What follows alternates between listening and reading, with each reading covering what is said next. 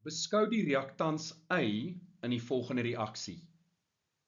Die formule van Y is, die korrekte antwoord is D, fosforsuur. So, kom ons begin met die water. Ons voeg 'n proton by, want die water tree op as 'n protonontvanger om die hydronium-ioon te vorm. Nou waar kom hierdie proton vandaan? Van die protonskenker. En Y is 'n protonskenker.